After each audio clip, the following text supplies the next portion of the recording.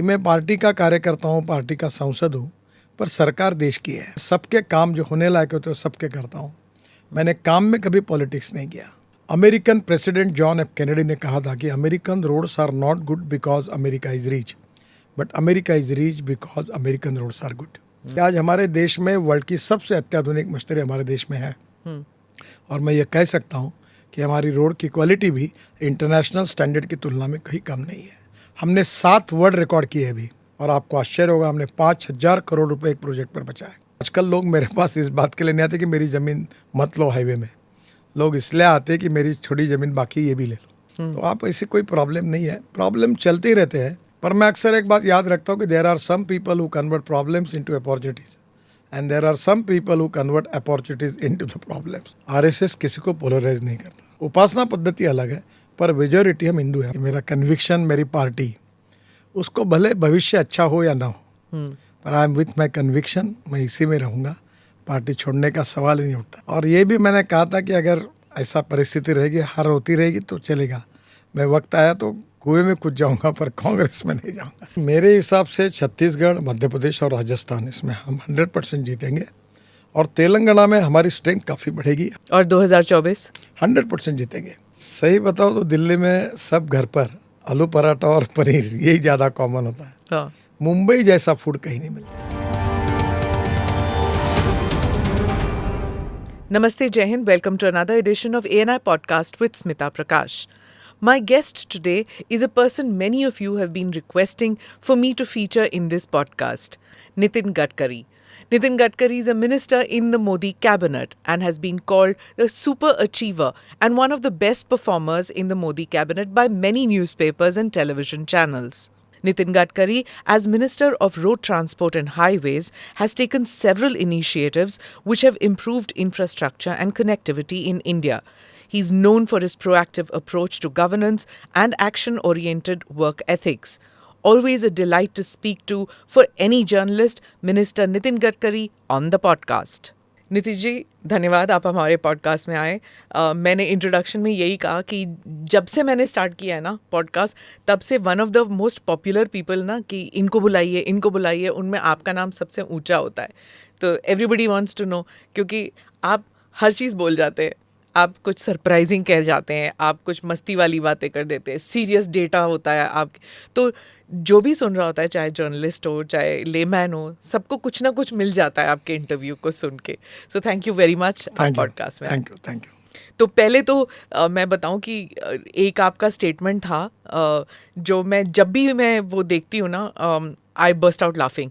जब आपने कहा ना, I'd rather jump into a well than join the Congress party, ये आपने कहा था। कई बारी आपने कहा है, पर जब भी मैं पढ़ती हूँ आई फील लाइक लाफिंग।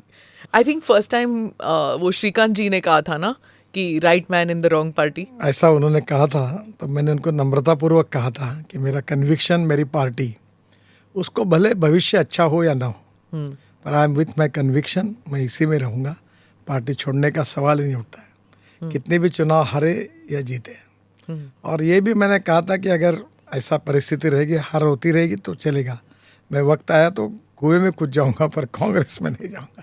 और वो बार बार आता है। अभी भी रिसेंटली फिर से आया, वही बात उठी थी जब कांग्रेस कह रहे थे कि क्योंकि आपके संबंध इतने अच्छे हैं ना। एक बात जरूर है कि मेरे संबंध सभी पार्टियों के अच्छे हैं।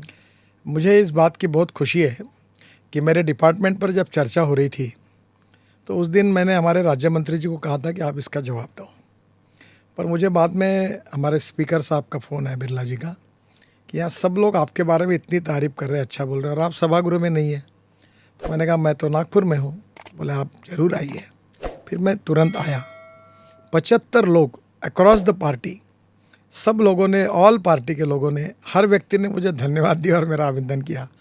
तो बाद में स्पीकर साहब ने कहा कि ये पार्लियामेंट के इतिहास का ऐसा पहला उदाहरण है कि एक मंत्री की तारीफ ऑल सेक्शंस और सभी पार्टियों ने की। तो मैंने कहा मेरा आइडियोलॉजी पक्की है, मैं आरएसएस का स्वयंसेवक हूँ, बीजेपी का कार्यकर्ता हूँ।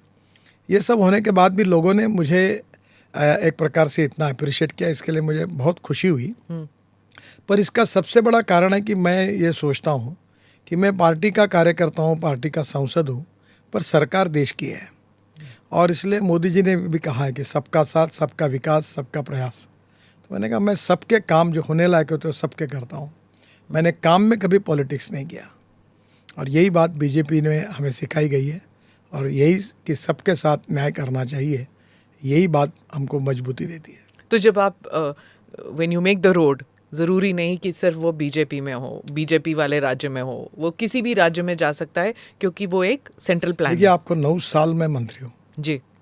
मैं आपको बिल्कुल वचनपूर्वक बताना चाहता हूँ कि मैंने कभी पॉलिटिकल विचार नहीं किया।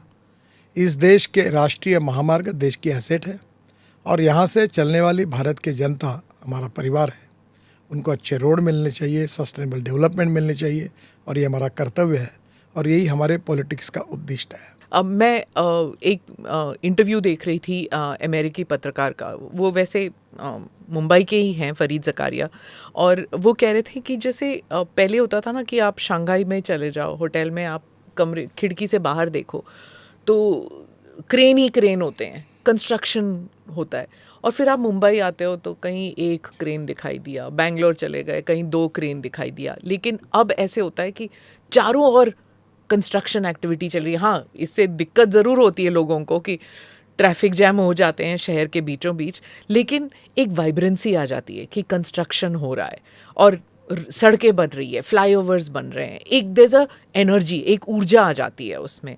ये एक विदेशी पत्रकार ने, मतलब मूल तो उसका भारतीय है, लेकिन विदेशी पत्रकार ने भी ये नोटिस किया है। नहीं, एक बात देखो, मैं आपको बताता हूँ ये कैसे ट्रांसफॉर्मेशन होता है। मैं 95 में मुंबई महाराष्ट्र में मंत्री था। Worli Bandra sea link project, Mumbai Pune express highway, 55 उड्डान पुल, ये मुझे बनाने का मौका मिला। तब मैंने एक निर्णय किया था कि जिसको भी फ्लाईओवर का कॉन्ट्रैक्ट मिलेगा उसको मशीन लेने के लिए हम 10% एडवांस देंगे, और वो मशीन अगर इंपोर्ट करता है तो हम ड्यूटी जो होती है कस्टम ड्यूटी हम भरेंगे, जिसके कारण हमारे यहाँ quality point of view upgradation हो। मुझे इस बात की खुशी है कि एक सिंप्लेक्स करके एक कंपनी थी, उसने पहली पाइलिंग मशीन लाई, और उसका पुल बन रहा था अपना बांद्रा में, ये जो माइन का फ्लाईओवर है, हाँ, अच्छा, वो जो बड़ा फ्लाईओवर है ना, हाँ, जो टर्न होता है, हाँ। तो उसका पहले मशीन का मैंने उद्घाटन किया। फिर रेडीमिक्स कंक्रीट मिक्सचर आए। उस समय हमारे यहाँ टेक्नोलॉजी इतनी प्रगत नहीं थी, पर उसके कारण इतने बड़े प्रमाण पर ट्रांसफॉर्मेशन हुआ और धीरे धीरे चेंज हुआ कि आज हमारे देश में वर्ल्ड की सबसे अत्याधुनिक मशीनरी हमारे देश में है। और मैं ये कह सकता हूँ कि हमारी रोड की क्वालिटी भी इंटरनेशनल स्टैंडर्ड की तुलना में कहीं कम नहीं है। हमने 7 वर्ल्ड रिकॉर्ड किए अभी। अब वर्ल्ड रिकॉर्ड डेटा तो सब आपके पास है, तो आप सवाल पूछने की ज़रूरत ही नहीं है, आप ही बता दीजिए कौन कौन से रिकॉर्ड कैसे तोड़े आपने। जितने लेन हमने बनाई जी। वो 100 किलोमीटर की हुई, वो 24 घंटे में बनाई जी। जो अभी अलीगढ़ से लेकर जो रोड बना, हाँ। 100 किलोमीटर की 100 टोटल दिन। लेन पकड़ के वो 100 किलोमीटर होता है। मतलब थोड़ा सा नंबर्स में गलती होगी क्योंकि हमको, सर मैं सरकास्टिकली कह रही हूँ, 25-25 साल वेट करना पड़ता है 100 किलोमीटर के लिए।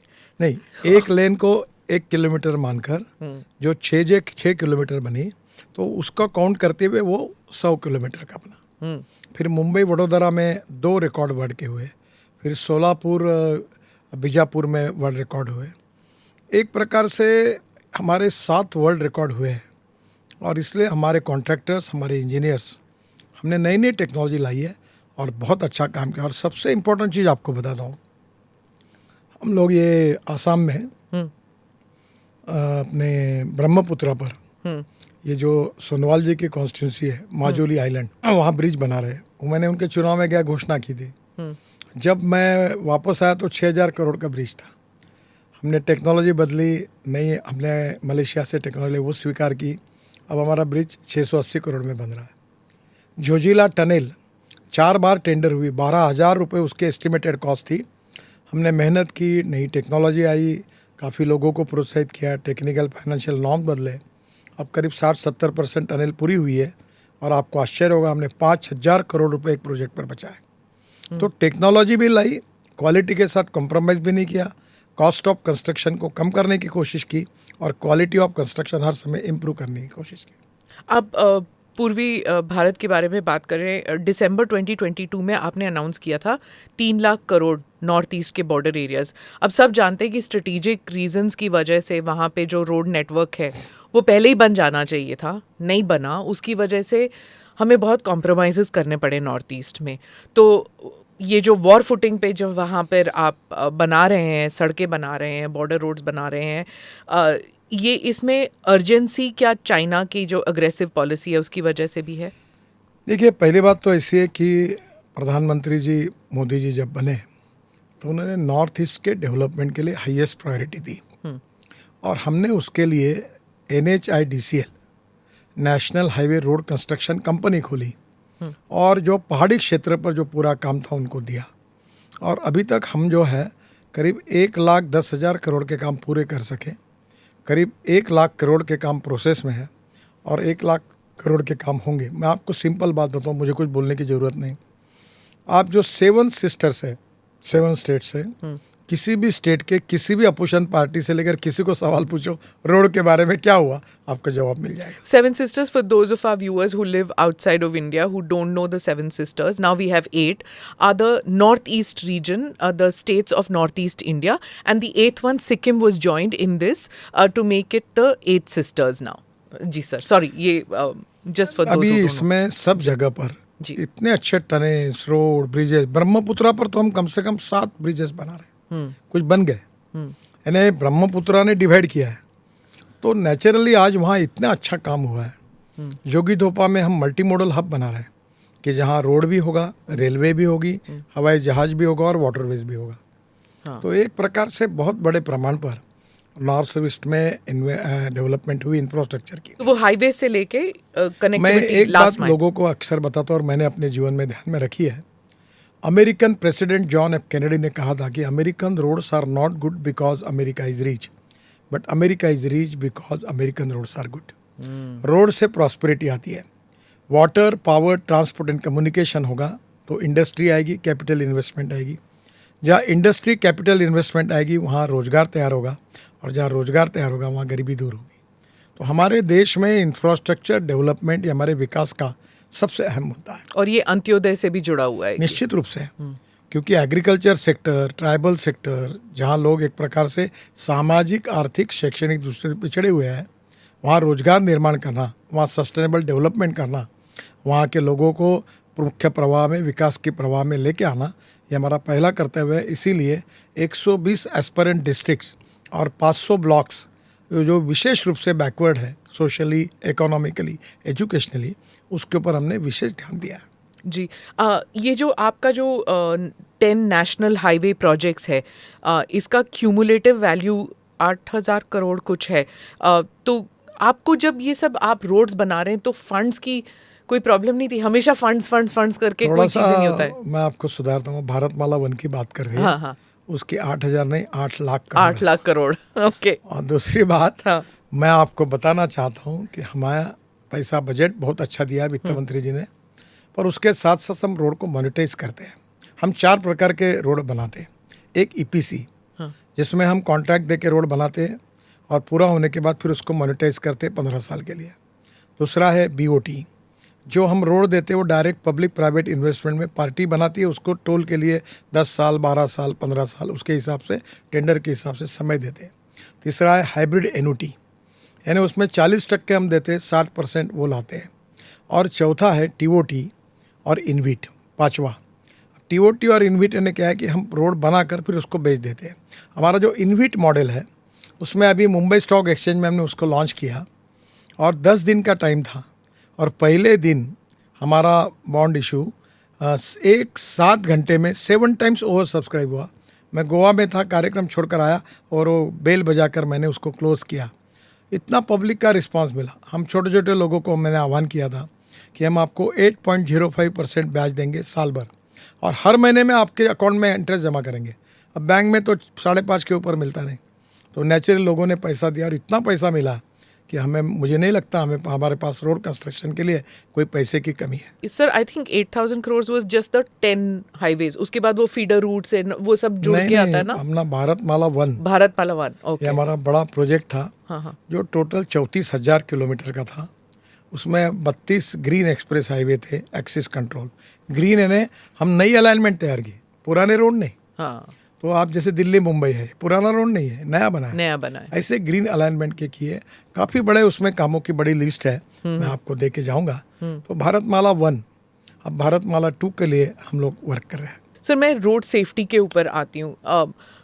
पहली बात तो हमारे यहाँ वो सिस्टम ही नहीं होता था कि इतने चौड़े रोड्स बनेंगे. एक टाइम जोन होता है ना कि लोग सीख जाते हैं कि कैसे हाईवेज में रिवर्स नहीं करना, लाइट डिप नहीं करना, फुल वो नहीं ब्लेयर में लाइट्स नहीं लगाना, लेन में चलाना. ये सब हम लोगों ने सीखा नहीं है हमारे देश में. धीरे धीरे आता है कुछ मुल्कों में. हमारे कंट्री में झट से आ गया जैसे ही आप मंत्री बने, तो इट हैज़ कम इमीडिएटली. अब इसके साथ साथ जो बाकी जो फीडर रूट्स बन गए हैं वो दे मे नॉट बी 16 लेन 12 लेन, पर वहाँ पे एक्सीडेंट्स, रोड एक्सीडेंट्स हमारे यहाँ इतने हैं, पॉट होल्स होते हैं. आप कहते हैं कि इतने अच्छे रोड्स बन गए, लेकिन जब वो पॉट होल डेथ्स होते हैं तो वो it is a very shocking thing. फिर उसके बाद देखिए, पहली बात तो ऐसी है कि एक बात बिल्कुल सही है कि हमारे देश में 5 लाख एक्सीडेंट होते हैं, करीब 1.5 लाख मौतें होती है, और मरने वाले लोगों में 18 से 34 वयोगट की 60% युवा है. और इस देश का 3% जीडीपी खराब होता है इसमें. और जो 2.5-3 लाख लोग जो है उनके भी हाथ पैर टूट जाते, बेचारे काम नहीं कर सकते. एक बात मैं नम्रतापूर्वक स्वीकार करता हूँ कि पिछले 9 साल में बहुत कोशिश करने के बाद में भी इसमें कमी नहीं आई, ज़्यादा कमी नहीं आई. इसके लिए 5 महत्वपूर्ण बातें हैं. पहली बात है automobile engineering, 6 air bags technology अच्छी बनाए, वो हम लगातार प्रयास कर रहे, सुधार रहे हैं. दूसरी बात रोड इंजीनियरिंग. रोड इंजीनियरिंग में काफ़ी गलतियाँ हैं. कई अंडरपास बनाया नहीं, सिग्नल बराबर नहीं, मार्क साइनेज लगाया नहीं, तो कुछ कमियां हैं, हम सुधारने की कोशिश कर रहे हैं.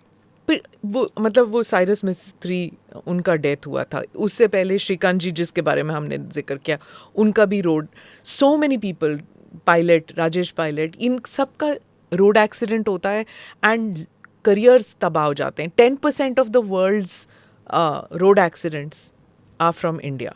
और आपने खुद गिनाया कि कितने होते हैं. 10%, we are highest in the world. Highest in the world. ये बहुत दुर्भाग्यपूर्ण है. पर ये लोगों के सहयोग के बिना, कानून के प्रति डर भी नहीं और सम्मान भी नहीं. मतलब 10% of all road accidents happen in India. तो मतलब per year I think, like आपने कहा कि 150,000 160,000 people dying. So it's not a good statistic. और आपने कहा कि जैसे 6 एयर बैग्स, तो क्या ऑटोमोबाइल मैन्युफैक्चरर्स मान रहे हैं इस बात को, क्योंकि कॉस्ट इंक्रीज हो जाता है गाड़ी का. देखिए, लोगों की जान की कीमत पैसे से बहुत ज़्यादा है. हाँ, वो तो मानती हूँ. हाँ. और इसलिए इकोनॉमिक मॉडल में भी हम वो ला रहे हैं. अब स्टार रेटिंग ला रहे हैं, तो लोगों को पता चलेगा कि कौन सी गाड़ी कितनी सुरक्षित है. और निश्चित रूप से मैं ये मानता हूँ कि हमको रोड एक्सीडेंट्स कम करने के लिए हमने करीब 40,000 करोड़ रुपए ब्लैक स्पॉट पर खर्चा कर रहे हैं. जो एक्सीडेंटल स्पॉट है उसको सुधार रहे हैं. हम ऑटोमोबाइल इंजीनियरिंग में सुधार कर रहे हैं. रोड सेफ्टी काउंसिल हमने बनाई है. अलग अलग अमिताभ बच्चन से लेकर अक्षय कुमार से बड़े बड़े लोगों का सहयोग के लिए कार्यक्रम करते हैं, लोगों को जगाने का. ट्रैफिक सिग्नल्स, हमने इंटेलिजेंट ट्रैफिक सिस्टम लाई है. और लोगों से अनुरोध किया है कि हेलमेट पहनो. ड्राइविंग लाइसेंस की पद्धति बदल दी हमने. पर ये स्टेट गवर्नमेंट्स करते नहीं है ना सर. कितने सारे स्टेट गवर्नमेंट्स हैं, स्टेट्स हैं जहाँ पर हेलमेट लोग पहनते ही नहीं है. पहनते भी है पर कुछ लोग नहीं पहनते. और सब लोग, मतलब जैसे मैं अभी पंजाब में थी, कोई भी नहीं पहन रहा था. देखिए, आपको सबसे पहली बात बताता हूँ, अगर लोग सहयोग नहीं करेंगे तो हम एक्सीडेंट कम नहीं कर पाएंगे. Human behaviour regarding road safety, ये सबसे बड़ी समस्या है. कानून के प्रति कानून का पालन करना और कानून का सम्मान करना, कभी कभी ये स्थिति ऐसी विचलित है, कानून के प्रति डर भी नहीं और सम्मान भी नहीं. हमने नया मोटर व्हीकल एक्ट लाया, फाइन्स ज़्यादा किए. ये फाइन ज़्यादा करना ये हमारी इच्छा नहीं है. हम लोगों को इसमें से जो जाने जा रही है वो बचाना चाहते हैं. हम लोगों की रक्षा करना चाहते हैं और इसीलिए कोशिश कर रहे हैं. सीट बेल्ट का आपको याद है, लोग सीट बेल्ट पहनते ही नहीं थे. और उसके बाद मतलब सीट बेल्ट, हाँ, जब पुलिस पकड़ेगी तब देख लेंगे. और जब फाइन बढ़ गया और पुलिस पकड़ने लग गई तब सीट बेल्ट पहनने लग गए लोग. तो वही होगा हेलमेट का भी. जब तक आप फाइन नहीं बढ़ाएंगे, जब तक फाइन बढ़ाया अभी, इससे ज़्यादा बढ़ाना उचित नहीं है. धीरे धीरे बड़े प्रमाण पर लोग अब इसको पालन कर रहे हैं. इसका रेशो अब बढ़ा है. और मैं आपके मार्फत लोगों को आह्वान करूंगा कि उनकी जान की सुरक्षा करने के लिए वो इसको पहने. जो सिग्नल से उसका पालन करें, लेन डिसिप्लिन का पालन करें, स्पीड कंट्रोल में रखें और निश्चित रूप से हम अपनी जान को बचाएं. आखिर उनकी जान जान है तो जीवन है। तो मुझे लगता है अपनी जान को बिल्कुल समझते उन्होंने बचाना हर व्यक्ति का कर्तव्य इसमें है। सेलिब्रिटीज आप कह रहे हैं, अमिताभ बच्चन वगैरह सारे इन्वॉल्व हैं। आप अगर बॉम्बे फिल्म इंडस्ट्री में अगर आप उनसे बोलें इनको ज्वाइन करने के लिए फॉर रोड सेफ्टी, तो वो क्या करेंगे? नहीं, सब लोग मदद करने के लिए, क्रिकेटर्स तैयार है, फिल्म एक्टर एक्ट्रेसेस तैयार है, काफ़ी लोगों ने हमको इसमें सहयोग दिया। मैंने आपको ट्वीट भी किया था कई साल पहले, जब मैंने कहा था गडकरी जी एक दिन हमारे ऑफिस आएंगे, मैं ये RTR फ्लाईओवर ज़रूर बताऊंगी जिसको 20-25 साल लग गए इस फ्लाईओवर को बनने के लिए। दिल्ली का डी कंजेशन, ये I know it's a national programme, international programme, लेकिन दिल्ली का डी कंजेशन कब होगा? पहली ये बात आश्रम तो- फ्लाईओवर, RTR फ्लाईओवर, इतने मगर गिनने लग जाऊं ना सर, मुसीबत है इस नहीं, शहर आप में। जरूर गिनिए, पर पहली बात आपको नम्रतापूर्वक बताना चाहता ये हूं, आपका नहीं है, आप ओके। जितने बोल रहे हो उसमें एक भी मेरा नहीं है। मैं ये अब मैं मेरे प्रोजेक्ट आपको बताता हूँ। द्वारका एक्सप्रेसवे 30 किलोमीटर 10,000 करोड़ दिसंबर तक पूरा हो जाएगा, करीब 80% काम पूरा हुआ। फिर 6 लेन UR2 जो पानीपत से आते हुए एयरपोर्ट आना 2 घंटा लगता है, अब 20 मिनट में आओगे। तो वो जो प्रोजेक्ट है UR2 8,000 करोड़ का अक्टूबर 2023 तक पूरा होगा। DND interchange Kalindi Kunj along with Yamuna Faridabad Ballabhgarh सोना 60 किलोमीटर 7,000 करोड़ दिसंबर 2024 में पूरा होगा।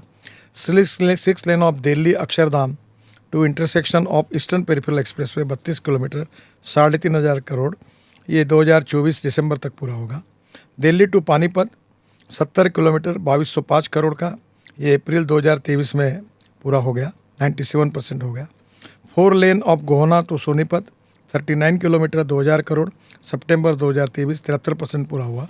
Construction of structure to improve connectivity between Delhi to Jaipur, ये 225 किलोमीटर 1,300 करोड़ का अगस्त 2023 तक पूरा करने की हम कोशिश करेंगे। अपकमिंग में काफ़ी प्रोजेक्ट्स हैं मेरे पास, लंबी लिस्ट है, मैं आपको दे के जाता हूँ। ये टोटल 63,212 करोड़ के काम मैं कर रहा हूँ, और इसमें से करीब 50,000 करोड़ के काम लगभग पूरे होते आए हैं।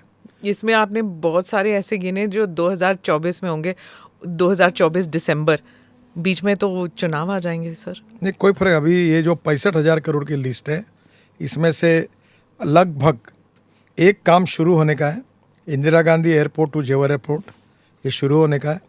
बाकी सब काम 100% पूरे हुए। Elevated U turn near Ambience Mall, 8 lane corridor from Dhaula Kuan to airport, flyover and underpass on Delhi Gurgaon, 4 lane UP Haryana border to ये तो नहीं बने अभी तक। सब बन गए सब, ये 100% है। ये देखो अंडरपास इसमें से एक भी नहीं होगा तो ब्रेकिंग न्यूज लगा देना आप। ये ले नहीं, लो। पर वो जो एयरपोर्ट टू गुड़गांव है अभी तक वो पूरा नहीं हुआ है। वो फ्लाईओवर बने ना फ्लाईओवर, सर, हाँ, वो जो अभी बन रहे हैं। हीरो वाला बन गया, अभी आप जाके आइए, अभी वहाँ बाकी नहीं कोई। जाती हूँ ना, मेरा मैका वहीं पे है। तो वही सब कह रहे थे, 1-2 बारी गडकरी जी अटक जाएंगे ना ट्रैफिक जैम में, तब पता लगेगा। आपको सच बताऊं, एक बार नहीं, मैं 10 बार अटका हूँ। उस traffic- और ये रोड का महत्व मैं जानता हूँ, आप सही कह रहे हैं। और इसीलिए कोशिश है, अब जो द्वारका एक्सप्रेस हाईवे बनेगा, और इससे करीब इसका 30-40% ट्रैफिक धौला कुआं टू गुड़गांव वाला कम हो जाएगा। सर बहुत बहुत दिक्कतें हैं ना, मैं 1-2 गिनूँ आपको।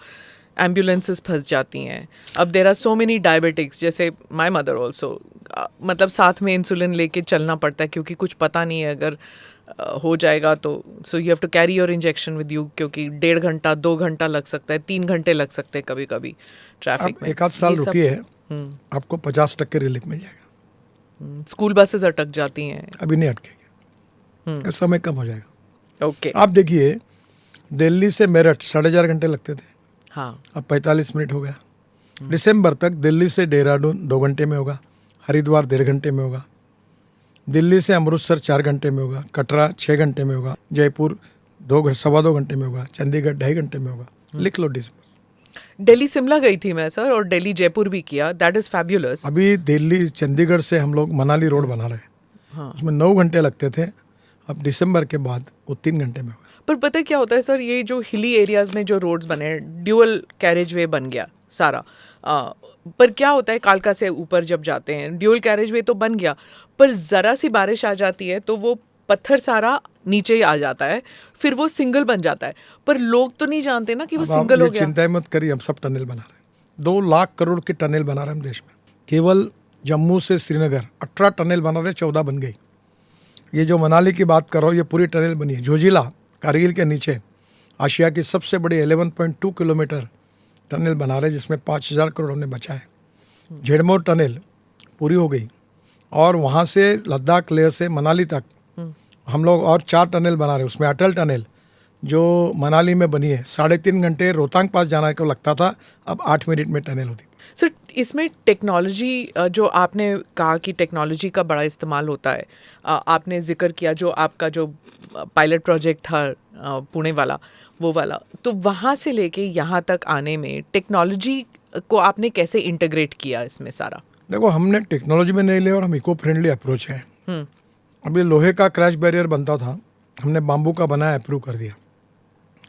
हम अभी बिटुमेन में करीब 7% प्लास्टिक डालते हैं, वेस्ट प्लास्टिक। 15% रबर, जो टायर यूज़ होते हैं ख़राब हो जाते हैं, उसके पाउडर डालते हैं।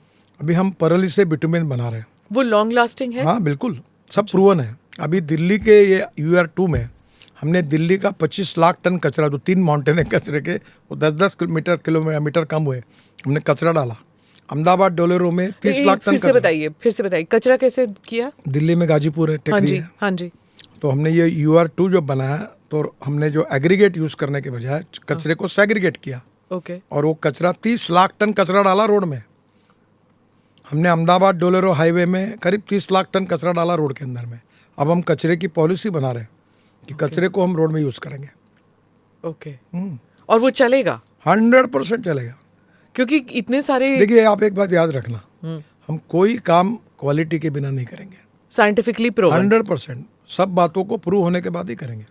ओके। और ये कहीं इंटरनेशनली हुआ है कि हम ये कचरे को सेग्रीगेट करके उसके हमने इंडियन रोड, हमारे जो ये है इंस्टीट्यूट है, national research road organisation Faridabad में, वहाँ हमने उसको चेकिंग किया, उसको सेग्रीगेट किया, उसमें से प्लास्टिक, मेटल, ग्लास अलग किया, और फिर वो उसको यूज़ किया। सर, आपने एक कमेंट किया था, फ्रॉम अन्नदाता आवर फार्मर हैज़ बिकम ऊर्जादाता थ्रू एथेनॉल। मैं 2009 से आपका इंटरव्यू सुनती आई हूँ, आपका एथेनॉल आपका फेवरेट है। तो आपने कहा कि आप अन्नदाता से ऊर्जादाता और उससे बिटुमन दाता बनाना चाहते हैं। इसके बारे में थोड़ा बताइए। पहली बात तो आपको एक नम्रतापूर्वक बताओ कि मेरी हर बात के एविडेंसेस है, प्रूव है। एक भी बात हवा में नहीं करता मैं 2004 से इथेनॉल की बात करता था। पहले शुगर केन से, इसमें जो शक्कर का फैक्ट्री थी, मोलाइसिस से इथेनॉल बनता था। अब शुगर केन जूस से बनता है। अब इथेनॉल ब्रोकन राइस से और कॉर्न से बनता है। और अभी आसाम में बाम्बू से इथेनॉल बनता है। और पानीपत में अब राइस स्ट्रॉ, परली से इथेनॉल बनता है और बायोबिटुमिन बनता है। इथेनॉल हम 20% पेट्रोल में डाल रहे हैं। और अभी अगले महीने, अगस्त महीने में, मैं इथेनॉल पे 100% चलने वाली गाड़ियों को लॉन्च कर रहा हूँ। अभी बजाज, TVS और हीरो, इन्होंने अपनी मोटरसाइकिल 100% इथेनॉल पर स्कूटर तैयार की है। इथेनॉल का इसके साथ टोयोटो, जो उनकी कैमरी करके गाड़ी थी, जो 60% पेट्रोल और 40% बिजली तैयार करती थी, अब उसी प्रकार की टोयोटो की गाड़ी आ रही है जो 60% इथेनॉल पर और 40% बिजली तैयार करेगी। और इथेनॉल का रेट 60 रुपये और पेट्रोल का 120 रुपये। अगर ये गाड़ी आएगी तो पेट्रोल का रेट अगर हिसाब लगाया जाए तो 15 रुपये लीटर आएगा। तो देश में रिवोल्यूशन होगा। और ये पूरा import substitute, cost effective, pollution free और इंडिजिनस, ये किसान तैयार कर रहा है। आज गन्ने उत्पादक किसानों को क्यों उनके ये गन्ने के रकम क्यों भुगतान हुई? क्योंकि इथेनॉल आया, नहीं तो हाक का रुक जाता। और इसलिए आने वाले समय में diversification of agriculture towards energy and power sector. आज मैं आपके स्टूडियो में आया हूँ, मेरे पास हाइड्रोजन कार है, आपको हाइड्रोजन कार में बैठ के आया हूँ। मैं फ्लेक्स इंजन की कार मेरे घर पर है। इलेक्ट्रिक का मैंने प्रचार किया, इतना प्रचार किया, इलेक्ट्रिक की बसें सब जगह आ रही। और मुझे लोग कहते थे रास्ते में गाड़ी बंद हुई तो क्या होगा, पत्रकार प्रश्न हुए। अब पूरी इलेक्ट्रिक स्कूटर आई, इलेक्ट्रिक ऑटो रिक्शा आई, इलेक्ट्रिक कार आई, अब इलेक्ट्रिक ट्रक आई, इलेक्ट्रिक बस आई। पूरा रिवोल्यूशन हुआ। 120 रुपये का पेट्रोल, 110 रुपये का डीजल और 5-6 रुपये की इलेक्ट्रिसिटी, कितनी बचत होगी। और बसेस भी करेंगे आपने कहा? ऑलरेडी दिल्ली में आ गए। आज देश में हजारों बसें से जो इलेक्ट्रिक पर चल रही है। हाँ, और आपने पराली का जिक्र किया। दिल्ली में एक और प्रॉब्लम है, कंजेशन तो है ही, लेकिन जो पंजाब में जो पराली जलाई जाती है, पंजाब और हरियाणा दोनों में जो पराली जलाई जाती है, और उसका नोबडी यूजेस इट, और आप कह रहे हैं पराली से भी यूज मैं होता इस है। एसोसिएशन का अध्यक्ष हूँ। आप जरूर इसके ऊपर डिटेल स्टोरी बनाइए। अभी देश में 26 ऐसे यूनिट्स हैं जो ऑलरेडी पराली से बायो सीएनजी और बायो एलएनजी बना रहे हैं। मेरा खुद का ट्रैक्टर पहला देश का मैंने सीएनजी पर कन्वर्ट किया, 1 लाख रुपए की बचत होती है। इसके बाद सबसे इम्पोर्टेंट है कि 135 फैक्ट्री प्रोसेस में है, और ये पराली अब शॉर्टेज हो रहा है, इसका भाव 3,000 रुपये टन हो गया। कहाँ पे हैं ये फैक्ट्रीज? ये हरियाणा, पंजाब, उत्तर प्रदेश, आपको देखने के लिए मैं लिस्ट दे दूंगा आपको। हाँ, और आज मैं आपको बताना चाहता हूँ कि पराली जो फुकट में जलाते थे, हाँ। उसका भाव 3,000 रुपये टन हो गया। पानीपत में इंडियन ऑयल पराली से 1 लाख लीटर इथेनॉल और 150 टन बायो बिटुमिन बना रहे। अब ये जो बिटुमिन है, हमारे देश में 80 लाख टन बिटुमिन टोटल लगता है। 50 lakh ton bitumen Indian refinery देती है और 30 लाख टन बिटुमिन हमको इंपोर्ट करते हैं। अब मेरी कल्पना ये है कि ये बिटुमिन हमारे किसान ट्रैक्टर मोल्डेड यूनिट, CSIR और सेंट्रल रिसर्च ऑर्गेनाइजेशन ने अप्रूव किया हुआ यूनिट, मुझे प्रेजेंटेशन हुआ। अब मैं वो किसानों तक पहुंचाने की कोशिश कर रहा हूं, और किसान अपने ही बायोमास से बिटुमिन बनाएगा और बिटुमिन हमको बेचेगा, हम उससे खरीदी करेंगे, इंपोर्ट बचेगा। 30 लाख टन बिटुमिन अगर हमारे देश का किसान देगा तो निश्चित रूप से देश के लिए भी बहुत अच्छा होगा, इन्वायरमेंट के लिए अच्छा होगा, किसान समृद्ध बनेगा, और सबसे इम्पॉर्टेंट चीज़ है कि इंपोर्ट बचेगा और उससे स्वाभाविक से इकोनॉमी को फ़ायदा होगा। और किसान अन्नदाता है, अब ऊर्जादाता बना क्योंकि इथेनॉल बना रहा है, ग्रीन हाइड्रोजन बनाएगा, और उसके बाद अब किसान बिटुमिन दाता बनेगा। ये सब दिख रहा है, ये सब प्रोजेक्ट देख सकती हैं आप। पर जिस स्मॉल एंड मार्जिनल फार्मर्स है, वो कहाँ पराली को अपने ट्रैक्टर में डाल के यूनिट के पास लेके जाए? मतलब वो जो लास्ट माइल कनेक्टिविटी की बात होती है ना, वो नहीं हो पाता। जब पैसे मिलते तो सब करते हैं। अभी नहीं तो जलाते थे इस खेत में। हाँ, अब easier वो होता ट्रैक्टर में डालकर वो 20-25 टन डाल के पहुंचाएगा तो 3,000 रुपये भाव मिलेगा, 75,000 रुपये ट्रांसपोर्ट का खर्चा, 10,000 रुपये, 65,000 रुपये उसके जेब में जाएंगे ना। आज तक उसको चावल से, गेहूं से पैसा मिलता था, अब चावल और गेहूं का कुटार जो होता है उससे भी पैसा मिलेगा, तो फायदा ही होगा। अभी हम बाम्बू लगा रहे हैं और अभी तक वो यशस्वी नहीं हुआ है, पर मेरी कोशिश है। कहाँ पे? पूरे मैं बोल रहा हूँ गन्ने के भाव से बाम्बू खरीदी करेंगे, और उसका इस्तेमाल कहाँ होगा? उसके छोटे छोटे 3 mm से 20 mm पैलेट तैयार करके पावर में यूज़ करेंगे, बॉयलर में। और कोयले का भाव है 4,000 रुपये टन, तो ये पड़ेगा 3,500 रुपये टन, यानी पर यूनिट उसका जो फ्यूल कॉस्ट है कोयले की 1 रुपया 10 पैसे, इसकी 1 रुपया 2 पैसे पड़ेगी। तो कोयले के बजाय 16 लाख करोड़ का कोयला इंपोर्ट होता है, तो उसके बजाय बाम्बू आएगा, वेस्ट लैंड पर बाम्बू लगेगा, किसानों को रोजगार मिलेगा और पर्यावरण की रक्षा होगी, पोल्यूशन कम होगा। ये सस्टेनेबल डेवलपमेंट गोल्स जो हम करते हैं भारत में, we have signed international treaties, इसमें ये सब भी आता है? बिल्कुल आएगा। देखो 2070 में 0 एमिशन की बात प्रधानमंत्री जी ने की और करार किया है। अब हमें धीरे धीरे import substitute, cost effective, pollution free और इंडिजिनस, इस पर विचार करना पड़ेगा। हमारी power, solar power, hydro power, thermal power में हम ज़्यादा नहीं जा रहे, तो नेचुरली हमारे आज पावर के बास्केट में 38% पावर ये हमारी सोलर पावर है। और इसलिए आने वाले समय में हमें इन्वायरमेंट का सोचना होगा। मैं मानता हूँ कि ecology and environment is very important. Ethics, economy, ecology and environment. हमारे दिल्ली जैसे शहर में आज प्रदूषण के कारण जनता त्रस्त है, हमारा लाइफ कम हो रहा है। अगर हम ये प्रदूषण हटाएंगे, मैं आपको बताता हूँ, ये 65,000 करोड़ के काम जो मैं आने वाले दिसंबर तक 99% पूरे कर दूंगा, इन कामों से दिल्ली को ट्रैफिक जाम से मुक्ति मिलेगी। दूसरी इम्पोर्टेंट बात कि इसके बाद ये फ्यूल में जो बदल रहे हैं उससे कार्बन जो इमिशन होता है उससे कम होगा, और निश्चित रूप से दिल्ली का प्रदूषण हम 2024 समाप्त होने के पहले कम करके दिखाएंगे। पूरा जाएगा ऐसा मैं क्लेम नहीं कर रहा हूँ, पर एकदम सस्टेनेबल, काफ़ी सब्सटेंसिव कम हो जाएगा। उत्तर प्रदेश में तो ऑलरेडी दिखने को मिल रहा है, जिस तरह हाईवेज बन गए हैं, और वो मतलब जो इकोनॉमिक एक्टिविटी पिकअप हुई है उत्तर प्रदेश में, पहले तो देखने को नहीं मिलता था, लेकिन अब वो हाईवेज की वजह से, मतलब जैसे लखनऊ है, मुझे तो प्लेन लेके जाने का मन ही नहीं करता है, that those highways are so beautiful, सीधा वहाँ पे, और देखते देखते साइड में इकोनॉमिक एक्टिविटी पिकअप हो जाती है। मैं आपको बताता हूँ, उत्तर प्रदेश में मैं 3 लाख करोड़ के रोड बना रहा हूँ, 1.25 लाख करोड़ के बन गए, 1 लाख करोड़ के प्रोसेस में है और नए 1 लाख करोड़ के मंजूर कर रहा हूँ। पूरा उत्तर प्रदेश बदल गया जी। आप कहीं भी उत्तर प्रदेश में किसी भी डिस्ट्रिक्ट में हो, किसी को भी पूछो, वो बताएंगे रोड कितने अच्छे बनाए, गंगा पर ब्रिज कितने अच्छे बने, यमुना पर कितने अच्छे ब्रिज बने, सब जगह आपको अच्छे देखने को मिलेगा। ये जो बीमारू प्रदेश करके एक बड़ा ही गंदा टाइटल दिया जाता था इन राज्यों के लिए, उत्तर प्रदेश उसमें भी गिना जाता था, लेकिन अब वहाँ पे सिनेरियो बदल रहा है। बिहार का क्या कर? सेम बिहार का, मैं गंगा पर 7 पुल बना रहा हूँ। पर वो पुल गिर रहे हैं, वो जो पुराना वाला जो पुल हमारा कितनी बारी गिर? हमारा नहीं था। हाँ। वो बिहार स्टेट गवर्नमेंट का पुल पीडब्ल्यू बना रही थी। प्रॉब्लम है, आप दूसरे के बिल हमारे नाम पर मत फाड़िए। सब लोग आपके पास ही तो आएंगे कि जैसे ही कहीं पे रोड की बात हो रही है या फिर हाईवेज की बात है, गडकरी जी के आप बोलते रहिए कि मेरा नहीं है। कुछ स्टेट हाईवे है, कुछ नेशनल हाईवे है, कुछ डिस्ट्रिक्ट हाईवे है, कुछ शहर के है, कुछ डीडीए के रोड है, कुछ म्यूनिसिपल कॉर्पोरेशन के रोड है, कुछ दिल्ली स्टेट गवर्नमेंट के रोड है। सर पर होता नहीं है ना। जैसे ही एक अगर कहीं पे एक एक्सीडेंट हो गया या कहीं पे एक पॉट हो गया, आप ट्विटर पे देख लीजिए, Nitin Gadkari ji what are you doing, ऐसे ही होता है। ये ऐसा होगा, किसी भी चैनल ने गलत न्यूज छापी या दिखाई, सब एएनआई को जिम्मेदार पकड़ेंगे। करेक्ट, ऐसा नहीं होना चाहिए।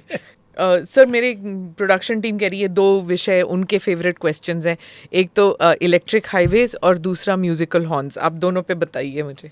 पहली बात तो ऐसी है कि आप यूरोप में जाइए, जर्मनी जाइए, आप लंदन जाइए, किसी भी देश में जाइए, वहाँ इलेक्ट्रिक केबल के ऊपर बस चलती है। हाँ। 2 बसेस जोड़ के, कभी भी 3 बसेस होती है ट्राम जैसी। ट्राम में लोहे के चक्के होते हैं, अभी वो रबर के टायर आ गए। तो उस प्रकार का एक हाईवे में दिल्ली से जयपुर बनाने के ऊपर अध्ययन कर रहा हूँ और काफ़ी काम कर रहा हूँ। ये जो पानीपत के बाद जो UR2 शुरू होता है, जो द्वारका तक आता है, इससे डायरेक्ट दिल्ली मुंबई हाईवे से जयपुर तक मैं हाईवे बना रहा हूँ। वो केबल रहेगी, उसको लगकर 3 बसेस या 2 बसेस जोड़कर एयर कंडीशन बस में लोग जाएंगे और डीजल बस का जितना किराया अभी, उससे 25-30% कम पैसे में लोग कंफर्ट से जाएंगे, फास्ट जाएंगे। ऐसी सिस्टम हम शुरू करने की कोशिश कर रहे हैं और धीरे धीरे अगर ये सक्सेसफुल हो तो देश में हाईवे बनेंगे, उसमें ट्रक चलेंगे, बसेस चलेगी, डबल डेकर बसेस चलेगी और इलेक्ट्रिक या फ्यूल होगा। तो निश्चित रूप से आज 120 रुपये का पेट्रोल, 110 रुपये की डीजल, उधर इलेक्ट्रिक केवल 6-7 रुपये की लगेगी। तो बहुत बड़ी पोल्यूशन भी नहीं होगा, इलेक्ट्रिक हमारे देश में भी जनरेट होती है और देश का फायदा होगा। आपके लिए, आपने एनवायरनमेंट का जिक्र किया, तो जब आप ये लैंड खरीदने जाते हैं, हाईवेज के लिए ज़मीन खरीदने जाते हैं, तो हमेशा इट बिकम्स अ प्रॉब्लम। जैसे तमिलनाडु में वो कह रहे कि यहाँ पे हाईवेज आया नहीं, तो आपने कहा कि आपके लोग ज़मीन देने को तैयार नहीं है, it goes into litigation, all kinds of problems happen. तो एक ज़मीन का इशू, दूसरा एनवायरनमेंट मिनिस्ट्री, हमेशा रोड को लेके एनवायरनमेंट मिनिस्ट्री, आप पेड़ काट रहे हैं, इतने पेड़ आपने काट लिए, इतना फॉरेस्ट वेल्थ गया, इतने मंदिर उखाड़ दिए, इतने वाइल्ड लाइफ खराब कर दिया। ये 2 चीज़ों पे आप हमें बताएं। मैं आपको एक अच्छी बात बताता हूँ। एक दक्षिण में फिल्म एक्टर है, विलन का काम करते हैं, सयाजी शिंदे करके, बड़े पॉपुलर है। अभी परसों औरंगाबाद के पास पैठन जगह पर हमने 100 साल पुराने बढ़ के 61 वृक्षों को ट्रांसप्लांट किया। वो देखने के लिए मैं गया था, सभी जगह आया है और हमने अभी तक 68,000 पेड़ ट्रांसप्लांट किए। द्वारका एक्सप्रेस हाईवे में 12,000 पेड़ ट्रांसप्लांट किए और देश में 3,86,000 हमने ट्री लगाई, 3-3 मीटर के पेड़ लगाए। तो हम लोग ये चाहते हैं कि हम लोग पर्यावरण के दृष्टि से पेड़ को लगाएं, तो स्वाभाविक रूप से हम इकोलॉजी एंड एनवायरनमेंट को प्रोटेक्ट करना चाहते हैं। फॉरेस्ट से हमको स्टेट गवर्नमेंट और यहाँ थोड़ी तकलीफें आती, पर अभी हमारी सरकार आने के बाद काफ़ी गति आई है, अब प्रॉब्लम क्लियर होते हैं। अब आपको एक बात बताओ, आजकल लोग मेरे पास इस बात के लिए नहीं आते कि मेरी ज़मीन मत लो हाईवे में, लोग इसलिए आते कि मेरी छोटी ज़मीन बाकी ये भी ले लो, क्योंकि हमारा रेट जो है वो मार्केट प्राइस से 25% ज़्यादा है। और लोगों को कैश में पैसा मिल रहा है तुरंत, चेक से। तो आप ऐसी कोई प्रॉब्लम नहीं है, प्रॉब्लम चलते ही रहते हैं, थोड़े थोड़े होते ही रहते हैं। पर मैं अक्सर एक बात याद रखता हूँ कि there are some people who convert problems into opportunities and there are some people who convert opportunities into the problems. तो हम प्रॉब्लम्स को स्वीकार के जाते हैं, हमें कोई ज़्यादा अड़चन नहीं। इसीलिए तो हम आज करीब 70-80 हज़ार किलोमीटर रोड का काम पूरा कर सके 8 साल में, 80,000 किलोमीटर। तो ये इसी कारण कि हमको सब बातों की सफलता मिली। फिर भी अड़चने हैं, हम रात दिन अड़चनों को सुलझाने का प्रयास करते हैं, राज्य सरकार के साथ मीटिंगें करते हैं और इन्वायरमेंट को प्रोटेक्ट करने का हमारा अप्रोच है। अभी जो बात आपने की हॉर्न की, तो हॉर्न बड़ा कान के लिए अच्छा नहीं लगता। तो अभी मैंने एक प्रपोजल तैयार किया है कि तबला, पेटी, माउथ ऑर्गन, बांसुरी, ऐसा आवाज़ आएगा हॉर्न के बजाय, ताकि वो सुनने में अच्छा लगेगा और लोग अलर्ट भी हो जाएंगे। लता मंगेशकर जी होती तो she would have appreciated it. 100%। है ना? वैसे लता मंगेशकर जी का और मेरा बहुत घनिष्ठ संबंध था उनके परिवार से। एक छोटे भाई के रूप में उन्होंने मेरे ऊपर प्रेम करती थी और मेरे बारे में उनको बड़ा अभिमान था, क्योंकि मेरा 18 साल मुंबई में रहता था, तो स्वाभाविक रूप से उनको बहुत खुशी होती। आपने वो नागपुर में वो बनाया भी ना, म्यूजिकल फाउंटेन उनके नाम से बनाया। वर्ल्ड का सबसे बेस्ट फाउंटेन है वो। उसका इतनी ऊंचाई है, कभी आप देखने के लिए आइए। अब दूर दूर से लोग आ रहे हैं। उसका संगीत AR रहमान का है, उसकी कमेंट्री अंग्रेजी में अमिताभ बच्चन की, मराठी में नाना पाटेकर की और हिंदी में गुलजार साहब की है। और ये बनाया फ्रेंच आर्किटेक्ट ने डिज़ाइन किया और 5 ऑस्कर विनर है जिनने उसके ऊपर काम किया है। बहुत ही अच्छा है। और उसका नाम अभी लता मंगेशकर जी का हम दे रहे हैं उसको। चलिए, आप हॉर्न्स की बात करते हैं, आप फ्यूल एफिशिएंट कार्स की बात करते हैं, नॉन फ्यूल कार्स रादर, तो आपने कहा Elon Musk and Tesla welcome in India, but if they want to manufacture in China and market in India, that is not possible.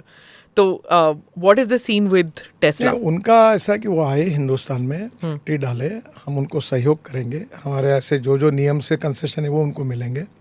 पर उनका बीच में प्रॉब्लम, हमने मैन्युफैक्चरिंग कैपेसिटी चाइना में काफ़ी बनाई है और इसलिए इंडिया में कार लाके हमको कंसेशन दो।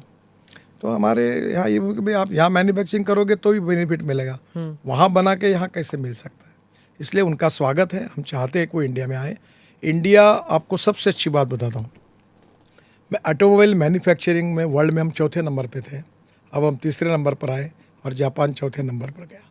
पहले नंबर पर अमेरिका है, दूसरे नंबर पर चाइना है और तीसरे नंबर पर हम आए। और 5 साल के अंदर हमारी इंडस्ट्री का साइज 7.5 लाख करोड़ है और मैं इस विभाग को देखता हूँ, मेरा विश्वास है हम 15 लाख करोड़ की इंडस्ट्री बनेंगे और वर्ल्ड की नंबर 1 मैन्युफैक्चरिंग हब ऑटोमोबाइल का इंडिया बनेगा। और सब वर्ल्ड के प्लांट लगभग हिंदुस्तान में है और पूरा एक्सपोर्ट हिंदुस्तान से होगा। हमने अभी स्क्रैपिंग पॉलिसी लाई, पुराने व्हीकल से aluminium, copper, steel, rubber, plastic सब निकलेगा, उसका रिसाइकलिंग होगा, ऑटोमोबाइल कंपोनेंट के भाव 30% कम होंगे, हम कॉम्पिटिटिव बनेंगे और पूरे वर्ल्ड में हमारा एक्सपोर्ट होगा। और ये इंडस्ट्री है जिसने अभी तक 4.5 करोड़ लोगों को जॉब दिया है। ये इंडस्ट्री है जिसने अभी तक सबसे ज़्यादा GST भारत सरकार और राज्य सरकार को दिया है। हमारे GDP ग्रोथ में सबसे बड़ा कंट्रीब्यूशन है। ये जब दुगनी होगी तो आत्मनिर्भर भारत बनेगा, जो प्रधानमंत्री जी का सपना है, $5 ट्रिलियन की इकोनॉमी और आत्मनिर्भर भारत। ये ऑटोमोबाइल इंडस्ट्री ये सपना पूरा करेगी। सर, शुरू में आपने कहा था कि कैसे लोग आके आपसे कहते हैं कि ये प्रोजेक्ट है, वो प्रोजेक्ट है, और इसमें आप ये नहीं देखते कि आपका पॉलिटिक्स क्या है, आप किस राज्य से हैं, वहाँ BJP की सरकार है कि नहीं है। अगर देश हित में है तो आप मदद करेंगे या आप प्रोजेक्ट को क्लियर करेंगे। The politics doesn't matter.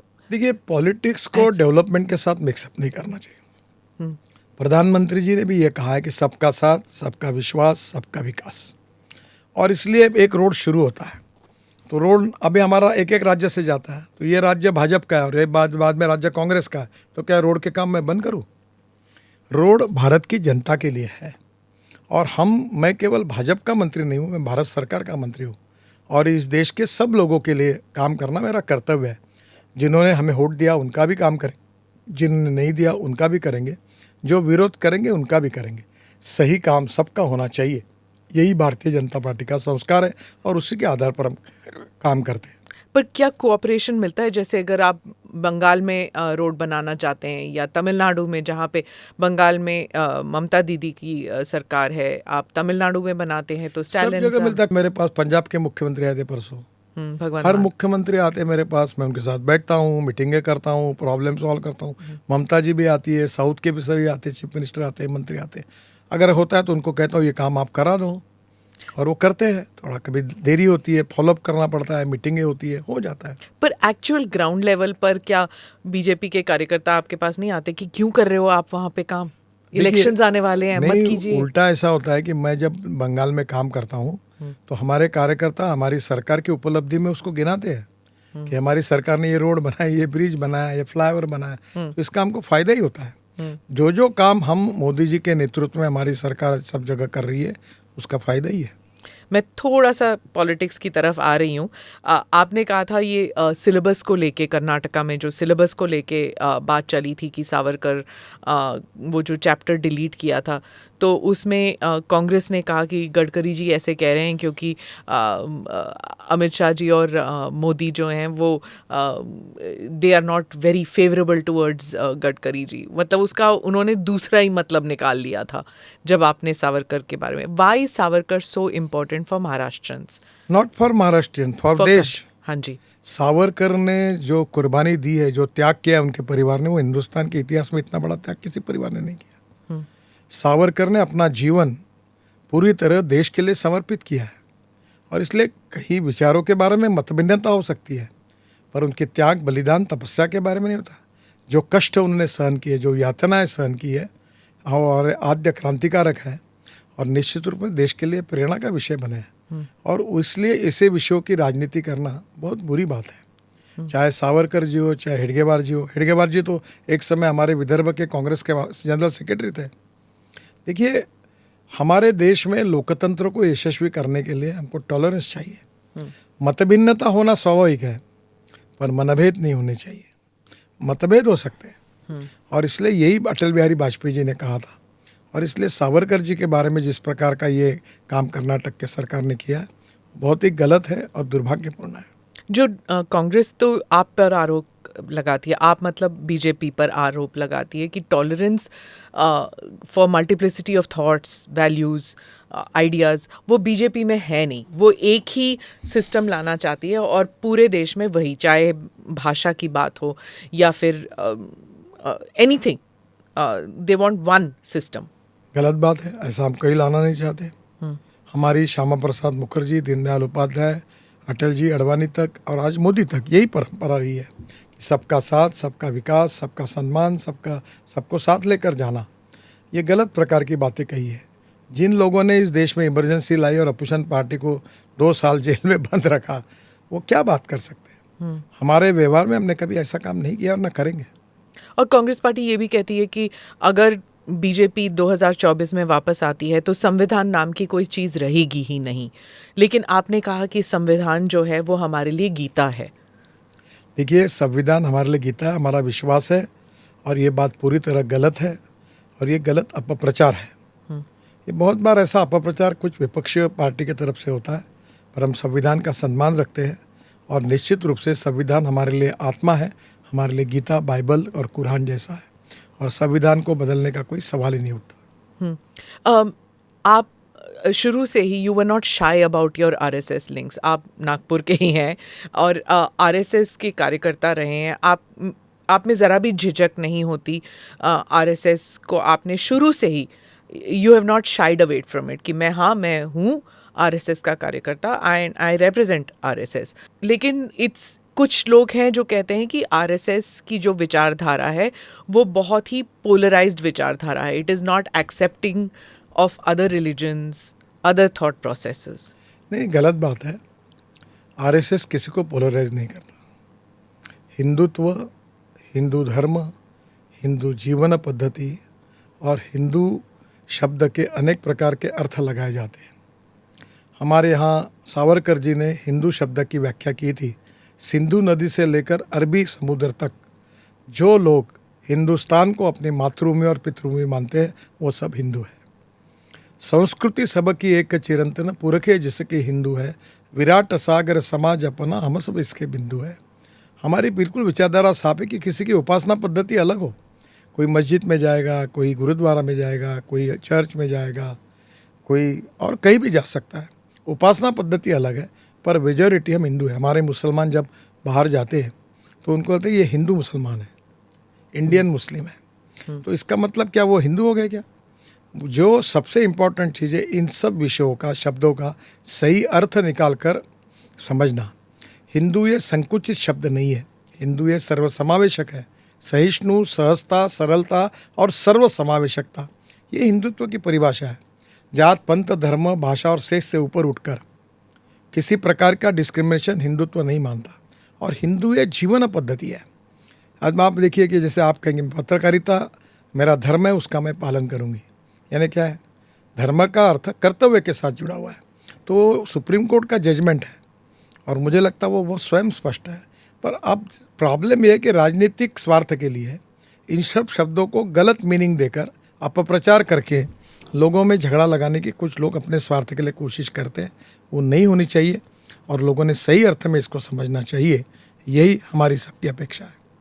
लेकिन जहाँ पर राहुल गांधी हो या सोनिया गांधी हो या प्रियंका गांधी हो, खरगे जी हो, जो भी हो, वो जब कमेंट्स आरएसएस के बारे में करते हैं, आपको उसमें नहीं गिनते हैं, आपके पास हमेशा आ जाते हैं। ऐसा क्यों होता है कि बाकी जो आरएसएस के जो बीजेपी में हैं शामिल, उनके अगेंस्ट हो जाते हैं, लेकिन आपके बारे में कोई कुछ नहीं कहता? देखिए, मैं आपको पहली बात बताता हूँ कि मैं संघ का स्वयंसेवक हूँ। संघ is a part of my life conviction, और मैं जो कुछ हूँ वो संघ के संस्कारों के कारण, विद्यार्थी परिषद के संस्कारों के कारण हूँ। मैं बहुत सामान्य व्यक्ति हूँ और मुझे कुछ अच्छा कार्य करते समय जो संस्कार मिले उससे मेरा व्यक्तित्व परिपूर्ण हुआ और आज मैं वही व्यवहार करता हूँ। तो मुझे लगता है कि ये गलतफहमी है। अगर वो नज़दीक आएंगे, अनुभव लेंगे, तो जिनके जिनके मन में गलतफहमी वो निकल जाएगी। आप कई दशकों तक राजनीति में रहे हैं, Maharashtra politics, Delhi politics, national politics, लेकिन जिस तरह अब ये जो अटैक्स हो रहे हैं, बिल्कुल ही vicious attacks on each other, क्या आप समझते हैं कि ये इसको अब सुधारने का कोई तरीका ही नहीं है? क्या सोशल मीडिया भी इसके लिए आप मुझे लगता है कि हमारे लोकतंत्र में गुणात्मक परिवर्तन करके विचारों के बारे में मतभिन्नता हो सकती है, पर हम जिस प्रकार के आचरण करते समय हम हमारे विपक्षियों की विरोधी विचारधारा को भी सहिष्णुता के साथ स्वीकार करें। मुझे लगता है हमारे देश में जब से हमसे स्वाधीनता मिली, हमारी लोकतांत्रिक परंपरा, और जहाँ तक हम अटल बिहारी वाजपेयी जी के नेतृत्व में काम करने का मौका मिला, तो हमने हर समय इस बात का जिक्र करके सबका सम्मान करते हुए राजनीति की है। और यही भारतीय जनता पार्टी की विशेषता है। और आज भी मोदी जी के नेतृत्व में हम ऐसा कोई डिस्क्रिमिनेशन करके किसी के साथ कोई अन्याय करना नहीं चाहते। आप और राजनाथ जी और कुछ और भी हैं जो वाजपेयी अडवाणी एरा के भी रहे हैं, वहाँ उनके साथ भी काम किया है, और अब मोदी जी के अंडर भी हैं, उनकी कैबिनेट में भी हैं। तो भाजपा में क्या फ़र्क है उन वाजपेयी जी के जब वो प्राइम मिनिस्टर थे और अब मोदी जी? आपने दोनों के साथ काम किया है। देखो, उनकी कार्यशैली अलग है? नहीं, मोदी जी ने भी वाजपेयी जी के साथ, अडवाणी जी के साथ काम किया, और जिस समय वो पद्धति आज भी वही पद्धति है, कन्विक्शन वही है, उद्दिष्ट वही है।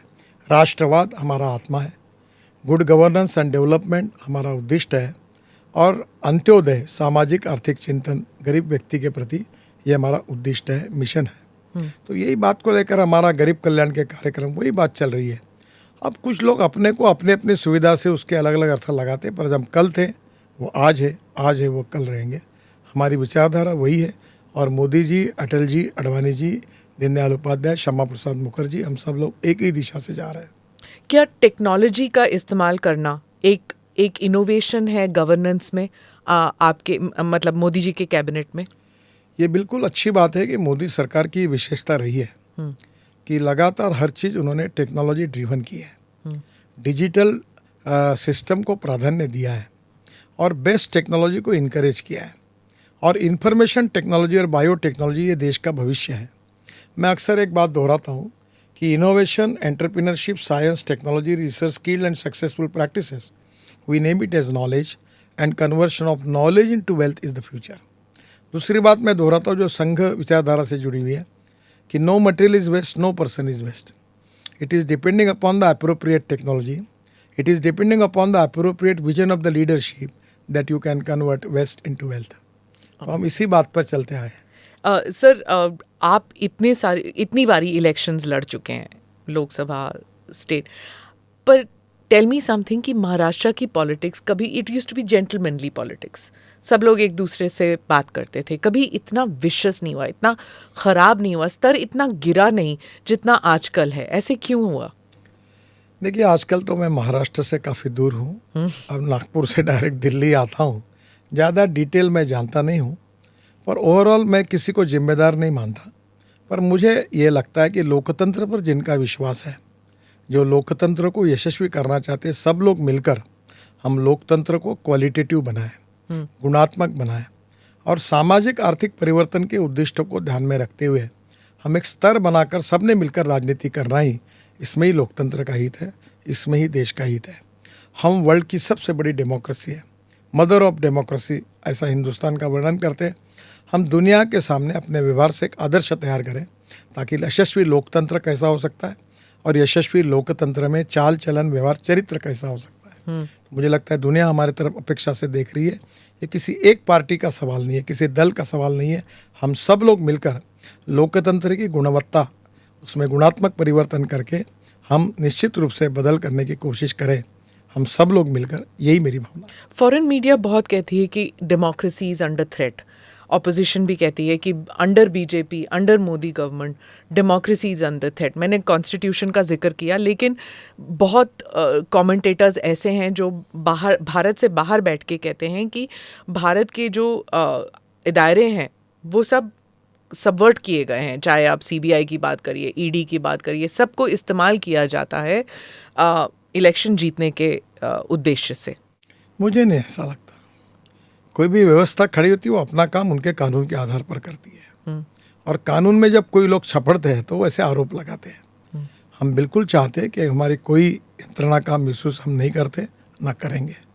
सर, इस साल काफ़ी सारे मेजर इलेक्शंस होने वाले हैं, छत्तीसगढ़, राजस्थान, मध्य प्रदेश, बड़े स्टेट्स हैं, बड़े राज्य हैं। कर्नाटका हारने के बाद आप कितने कॉन्फिडेंट हैं कि इन राज्यों में आपकी सरकार फिर से वापस आएगी या फिर सरकार उलट के आपकी सरकार आएगी? नहीं, मेरे हिसाब से छत्तीसगढ़, मध्य प्रदेश और राजस्थान, इसमें हम 100% जीतेंगे और तेलंगाना में हमारी स्ट्रेंथ काफ़ी बढ़ेगी, हम ताकतवान बनेंगे, प्रमुख विपक्षी दल बनेंगे, इससे मेरा विश्वास है।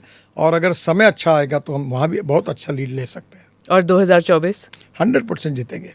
जिस प्रकार से हमने 10 साल में, 9 साल में जो काम किया है, जो देश का भविष्य बदला है, फास्टेस्ट ग्रोइंग इकोनॉमी हुई है, लोक कल्याण के अनेक कार्यक्रम किए हैं, फिर से एक बार जनता अपने विकास के लिए और देश के लिए हमें चुनकर देंगी मोदी जी के नेतृत्व में, ये मेरा विश्वास है। सर, हाल ही में ये गीता प्रेस को लेकर बहुत विवाद उठ खड़ा हुआ है। कांग्रेस ने कहा है कि it's like giving a prize to Savarkar. इसके बारे में आप कुछ कहेंगे? नहीं, एक तो मुझे हर बात कांग्रेस ने कही हो उस पर कहने की आवश्यकता नहीं है। इसी प्रकार की गलत बातें बोलते बोलते कांग्रेस की अवस्था कैसी वो जानते हैं। महात्मा गांधी जी को गीता के बारे में कितना प्रेम था ये सब जानते हैं, और गीता प्रेस ने गीता प्रसार का काम कितनी निष्ठा से पिछले अनेक सालों से किया ये भी जानते हैं। उसके ऊपर ऐसी प्रतिक्रिया देना यानी गांधी जी के विचारों के विरोध में बात करना, ऐसी बात हो जाएगी, इतना ही मैं कहना चाहूँगा। सर, ये जो इलेक्शंस की बात कर रहे थे हम कि 3 राज्यों में चुनाव होने वाले हैं।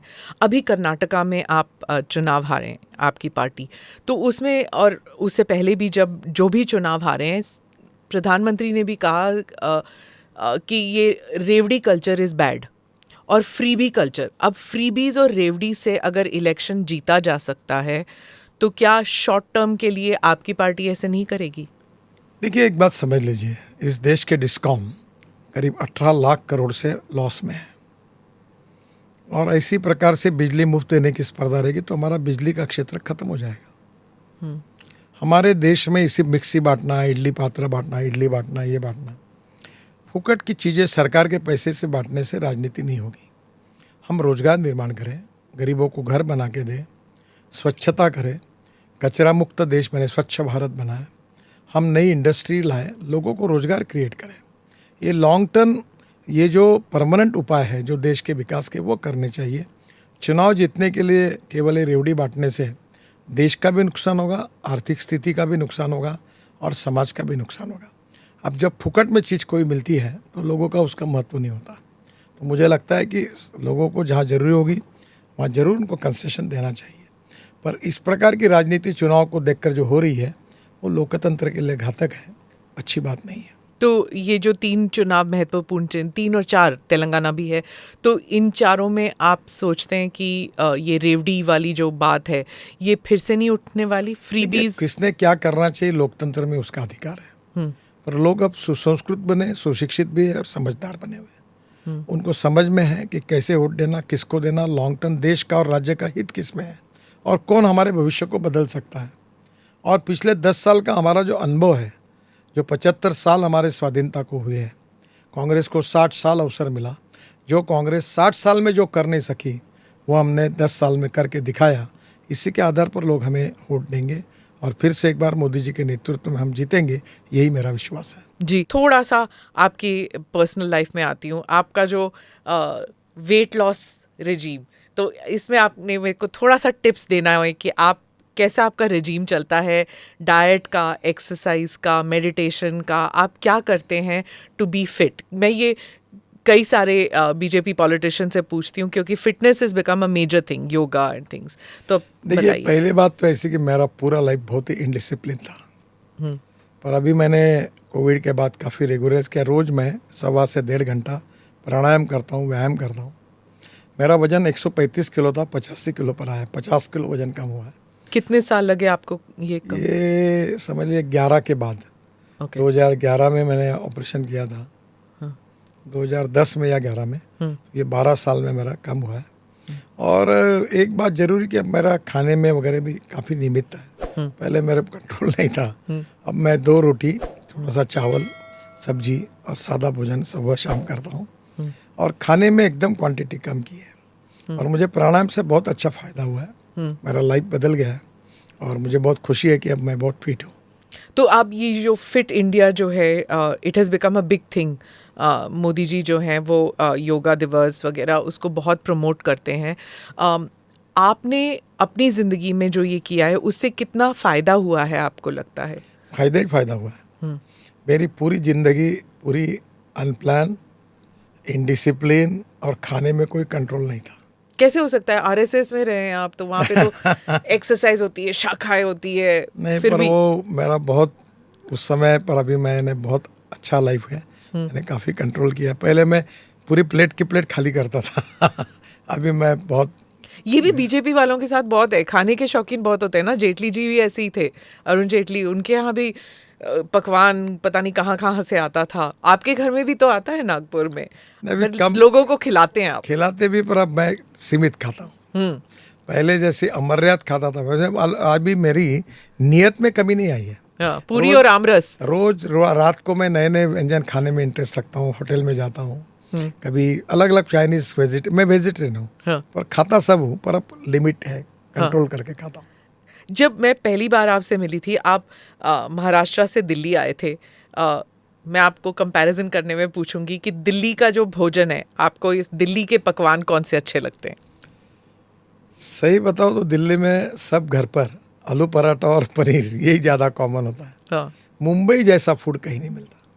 सच में? हाँ, मुंबई में सब प्रकार का फूड आधी रात को आपको मिलेगा। मुंबई इसमें जन्नत है। खाने के लिए मजा जो है असली मुंबई में। और आपके फेवरेट्स क्या होंगे? मेरे बहुत फेवरेट है मुंबई में। मैं बहुत से होटल जब जाता हूँ रात को, तो होटल रेस्टोरेंट में जाता हूँ खाना खाने के लिए। पर वहाँ पे आपको सिक्योरिटी वगैरह का कोई प्रॉब्लम? रात को 11 बजे के बाद 2-3 पुलिस वाले लेके चला जाता हूँ। चले जाते हैं आप? फुटपाथ पे खाना है, स्ट्रीट फूड ही अच्छा है। हाँ। तो जरा रात को जरा रोश कम हो जाता है, बंद होने के समय चला जाता हूँ। तो लोग पहचानते हैं आपको? पर पहचानते, थोड़ी बहुत तकलीफ होती है। हाँ, लेकिन जैसे बॉम्बे में रहने वाले लोग सब कहते हैं कि अरे Delhi street food is the best, लेकिन आप तो उल्टा कह रहे हैं कि Bombay street food is the best. Bombay street food की बराबरी कोई कर नहीं सकता। अच्छा, सोशल मीडिया में इन दिनों, मतलब मई, जून, जुलाई, इन 3 महीने में सीरियस मैंगो वॉर्स चलते हैं। जो नॉर्थ के लोग हैं वो दूसरे आम के बारे में बात करेंगे, जो मुंबई वाले हैं वो कहेंगे कि आप उसके के कंपैरिजन में कोई भी आम नहीं है। अब मैं obviously going to ask you, क्योंकि आप दिल्ली में रहते हैं मुंबई के। जो सच्चाई वो सच्चाई है। हाँ? हमारे यहाँ आम का राजा अल्फांसो आफूस को ही कहते हैं, और आफूस जैसी टेस्ट किसी को नहीं है। तो इतने साल दिल्ली में रहने के बावजूद आपको दिल्ली के आम पसंद नहीं है या नॉर्थ के आम पसंद नहीं मैं है? ये पसंद नहीं, ये भी अच्छे हैं, पर अगर आप क्वालिटी में पूछोगे, टेस्ट में पूछोगे, तो आपूस की बराबरी कोई नहीं करता, ये बता रहा हूँ। यहाँ के भी अच्छे हैं। ओके, अब 2024 में आप इलेक्शन लड़ेंगे फिर से? हाँ, बिल्कुल लड़ूंगा। नागपुर से ही? हाँ, नागपुर से। और आपको एक अगर नंबर दिया जाए कि आप एक नंबर पिक कीजिए कि 2024 में कितनी सीटें आएंगी बीजेपी के? जितनी आज है उससे ज़्यादा सीटें आएगी और हम निश्चित रूप से 2/3 मेजोरिटी लेकर विजयी होंगे मोदी जी के नेतृत्व में, ऐसा मुझे विश्वास है। ऑपोजिशन यूनिटी के बारे में कुछ कहेंगे? देखिए, ये कितनी भी यूनिटी करे तो भी लोग हमको साथ देंगे देश का विकास करने के लिए, देश का भविष्य बदलने के लिए, और जनता को पता है कि उनका हित किस में है। जनता हमको चुनकर देगी, ये मेरा विश्वास है। तो जनता राहुल गांधी में हित नहीं देखती? वो जनता किसको देखती नहीं देखती ये मेरा विषय नहीं, पर हमारे में देखती है। हमें जनता सपोर्ट करेगी और हम चुनकर आएंगे, ये मेरा दृढ़ विश्वास है। लोग ऊब नहीं जाते हैं सर? आपने भी देखा हुआ है कितने इलेक्शंस हो जाते हैं। जैसे वाजपेयी जी के सामने जब वाजपेयी जी इलेक्शन लड़ रहे थे तो एवरीबडी यूज्ड टू से, एक न्यूज़पेपर आर्टिकल दिया था, वाजपेयी वर्सेस हु। उस टाइम प्रमोद महाजन थे, मतलब इंडिया शाइनिंग प्रोग्राम था, भारत में इतने हाईवेज बन बोलने रहे वाले थे। बोलते रहते हैं, चलने वाले चलते रहते हैं, लिखने वाले लिखते रहते हैं। शो ऐसे ही आगे चलते रहता है और ये ऐसे ही चलता रहेगा, आगे भी चलता रहेगा, क्योंकि आखिर कभी पैशन के लिए होता है, कभी पेट के लिए होता है। ये ऐसे ही चलता रहेगा। जो अच्छा है वो लेते रहना चाहिए, जो गलत है उसको छोड़ देना चाहिए और चलते रहना चाहिए। आपका कोई पर्सनल गोल है सर कि मैंने ये करना है? आपने इतने सारे तो हाईवेज गिना दिए कि मैंने इतने रोड बनाने हैं, मैंने इतना करना है। अंत्योदय के बारे में आपने कहा, that is your one of your goals, जो आप वो उससे आप कभी हिल नहीं सकते। मैं अभी सोशल एंटरप्रेन्योर करके अनेक प्रोजेक्ट्स में काम करता हूँ। किसानों में काम करता हूँ, मजदूरों में काम करता हूँ, स्वास्थ्य विषयक सुविधाएं करता हूँ, अनेक प्रॉब्लम में लोगों की मदद करते रहता हूँ। और मुझे लगता है कि we need to redefine the definition of politics. Power politics is not the meaning of politics.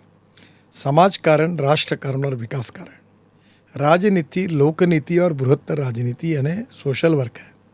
गरीबों की सेवा करना, आखिरी व्यक्ति पायदान पर जो खड़ा है उसको रोटी, कपड़ा और मकान दिलाने की कोशिश करना। और politics is the instrument of socio economic reform. ये समझकर काम करते रहना चाहिए। यही मेरा संस्कार है, मेरा भाव है और मेरा कन्विक्शन है। जितना संभव होता है मैं उस उद्देश्य को सामने रखकर काम करते रहता हूँ और करते रहूँगा। जब आप यूथ को मिलते हैं, इतने सारे आते हैं स्टूडेंट्स आपके पास आते हैं, 20s इन देयर 30s, आप उनको कहते हैं कि राजनीति में आओ, या कहते हैं नहीं नहीं ये तो एक दलदल है, इसमें मत आओ? मैं युवाओं को मिलते रहता हूँ। मुझे 6 डिलीट मिली है। 4 एग्रीकल्चर साइंस में महाराष्ट्र की यूनिवर्सिटी की मिली और 2 गलगोटिया और SBM यूनिवर्सिटी की मिली। तो मैं अक्सर innovation, agriculture, water conservation, ecology and environment, constructive work, ये काम खुद भी करता हूँ और लोगों को भी सपोर्ट करता हूँ। और टेक्नोलॉजी मेरी पैशन है। वर्ल्ड में क्या चेंज हुआ है, तो नेचुरली मुझे सुनने वाला बहुत बड़ा क्लास है हिंदुस्तान में और हिंदुस्तान के बाहर भी है।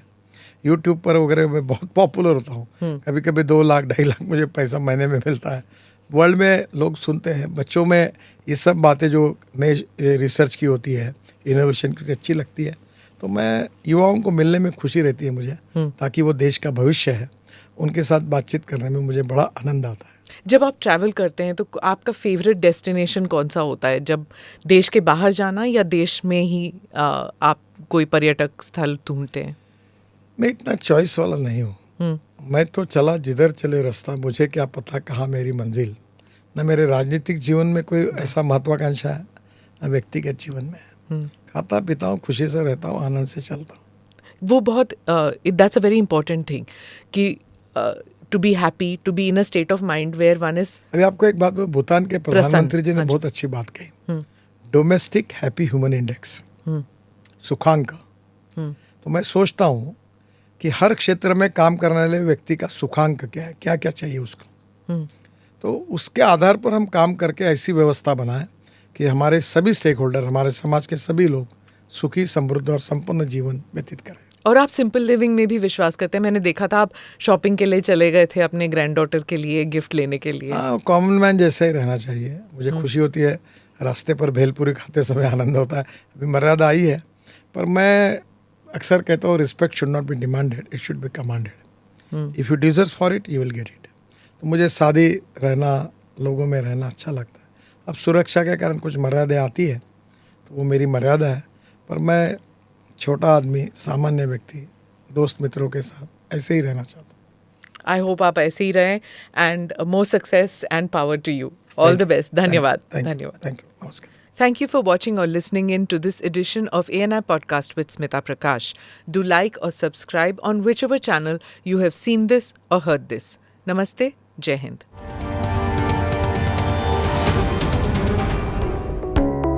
Click here to watch the previous episodes.